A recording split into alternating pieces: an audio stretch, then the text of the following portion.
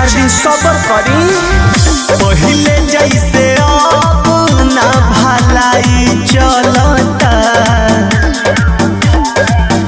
तनी हटके सूती देहिया के दवाई चलता।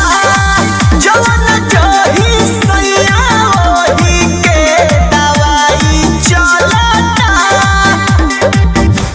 तनिको न सैया ढीला हाई चलता, मान जाए ना।